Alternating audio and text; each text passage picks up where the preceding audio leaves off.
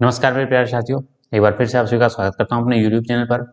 आज के इस अध्याय में मैं जिनके बारे में बात करने जा रहा हूं, उनका स्वतंत्रता संग्राम में भूमिका किसी भी शर्त पे शहीद आजम भगत सिंह जी, राजगुरु सुखदेव सिंह जी और चंद्रशेखर आजाद जी से कभी कम नहीं था।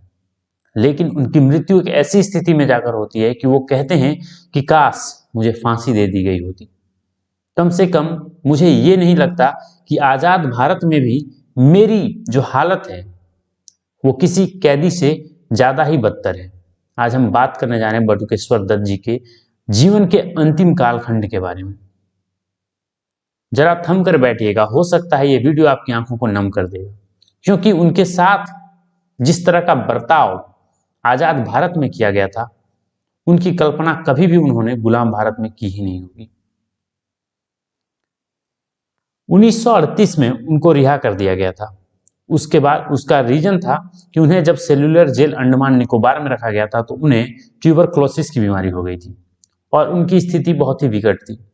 लेकिन जब उन्हें बाहर निकाला गया फिर उनके स्थिति में सुधार आया और वो गांधी जी के साथ फिर से आंदोलन में हिस्सा लेने लगते हैं, जिसका कारण ये होता है कि उन्हें फिर से एक बार कैद में डाल दिया जाता है और फाइनली 1945 में उनको हमेशा के लिए रिहा कर दिया जाता है। भारत 1947 में आजाद हो जाता है और 1947 में वो शादी भी करते हैं। उनका जीवन जैसे तैसे ही कट रहा था। वो पटना में आकर शिफ्ट कर जाते हैं और अपनी दिनचर्या को जीने लगते हैं। अपने परिवार का लालन पालन, उनके पोषण के लिए छोटे छोटे कामों को करने लगते हैं। ऐसे में एक बार वो बिहार के जो पटना शहर है वहां के कमिश्नर के पास जाते हैं कि किसी तरह उन्हें एक बस की परमिट मिल जाए। जरा गौर फरमाइएगा, एक स्वतंत्रता सेनानी जिनका कद अगर हम देखें, उनकी जो भूमिका थी स्वतंत्रता संग्राम में उस हिसाब से, तो कहीं भी एक बड़े लेवल के मंत्री से कम नहीं था। लेकिन उनकी देखिए कि उनकी हालत क्या थी कि जब वो परमिट लेने कमिश्नर के पास जाते तो कमिश्नर कहता है कि आपके पास प्रूफ क्या है कि आप स्वतंत्रता संग्रामी भी हैं? आप अगर हमें स्वतंत्रता सेनानी होने का कोई प्रूफ देंगे तो आपको परमिट मिल पाएगी। जैसे तैसे ये बात तत्कालीन राष्ट्रपति स्वर्गीय राजेंद्र बाबू को पता चलता है। राजेंद्र बाबू ने उस कमिश्नर को फटकार लगाई, फिर जाकर कमिश्नर ने उनसे माफी मांगी और उन्हें परमिट दे दिया जाता है। लेकिन उनकी जीवन न जाने किन संघर्षों से होकर गुजरनी थी कि 1964 में उन्हें एक लाइलाज बीमारी हो जाती है और उनके पास इतने पैसे थे नहीं कि वो प्राइवेट में जाकर अपना इलाज करा पाते। बिहार सरकार की एक सरकारी अस्पताल में उन्हें भर्ती करा दिया जाता है। स्थिति दिन ब दिन बद से बदतर होती जाती है और कोई भी डॉक्टर उस समय का, उस अस्पताल का, इस बात का जरा सा भी कद्र नहीं करता है कि वो किस ओहदे के स्वतंत्रता सेनानी थे। वो कभी बेहोश होते हैं, कभी होश में आते हैं और रोज अपने जीवन की जो लड़ाई थी उसको बीमारी से लड़ रहे होते हैं। अभी तक डॉक्टरों ने यह भी नहीं पता किया था कि उनकी बीमारी का नाम क्या है।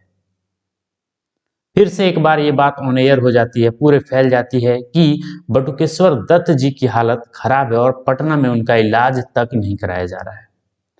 जब ये बात तत्कालीन गृह मंत्री गुलजारी लाल नंदा जी को पता चलता है, साथ ही साथ किसी तरह से जो पंजाब के सीएम थे उस समय के रामकृष्ण जी, उनको भी ये बात पता चल जाती है। जैसे तैसे बिहार सरकार एक बार फिर से वापसी करने की कोशिश करती है, किसी तरह से इनका इलाज सही रूप से हो, लेकिन समय बहुत बीत चुका था। कहते हैं कि उस समय पंजाब के जो सीएम थे रामकृष्ण जी, उन्होंने 1000 का चेक भी दिया था कि उनका इलाज किसी भी तरह से पैसे के लिए न रुके। क्या बिहार सरकार के पास उस समय 1000 रुपए नहीं थे? सोचने वाली बात है। पंजाब के सीएम उस समय कहते हैं कि यदि आप बटुकेश्वर दत्त जी को हमें सौंप देंगे तो हम उनका इलाज दिल्ली या चंडीगढ़ के बेस्ट अस्पताल में कराएंगे, बिना ये सोचे कि वो प्राइवेट है कि गवर्नमेंट। जब बिहार सरकार बिल्कुल हार जाती है तो फाइनली 22 नवंबर 1964 मतलब 1964 में बटुकेश्वर दत्त जी को दिल्ली भेज दिया जाता है और दिल्ली के सफदरजंग अस्पताल में उन्हें भर्ती कराया जाता है। पत्रकारों से हुई वार्तालाप में वो कहते हैं कि मुझे नहीं लगा था कि मेरी हालत इस तरह से हो जाएगी। काश मुझे भी फांसी ही दे दी जाती, मुझे काला पानी की सजा नहीं दिया जाता। कम से कम अगर मुझे फांसी दे दी जाती तो लोगों को ये तो लगता कि शहीद आजम, राजगुरु और सुखदेव जी के साथ बटुकेश्वर दत्त भी लटका था।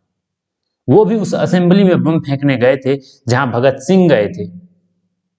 उन्होंने भी आजादी की लड़ाई में खुद को जेल में झोंक दिया था। एक कहते कहते उनकी आंखें नम हो जाती हैं और जब उन्हें एडमिट कराया जाता है तो कई दिनों के बाद जाकर ये पता चलता है कि बिहार सरकार ने उनकी कैंसर की बीमारी को अब एक लाइलाज कैंसर बना दिया था। वो एडवांस स्टेज ऑफ कैंसर से जूझ रहे थे और तब जाकर एम्स दिल्ली में 20 जुलाई 1965 को उनका देहांत हो जाता है।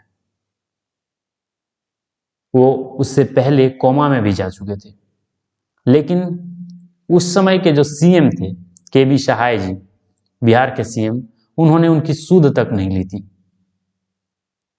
ये कहते हुए अच्छा नहीं लग रहा है, लेकिन उनकी पार्टी थी INC, इंडियन नेशनल कांग्रेस। थोड़ा समझिएगा बातों को। इंडियन नेशनल कांग्रेस ये उस समय की सबसे बड़ी पार्टी थी। उसके एक वरिष्ठ नेता बिहार के सीएम भी थे और उसी पार्टी के एक स्वतंत्रता सेनानी की मृत्यु उसी शहर के सरकारी अस्पताल में हो जाती है और उसकी सूद तक नहीं ली जाती है कि उनकी जो बीमारी है उसका इलाज हो भी रहा है कि नहीं हो पा रहा है।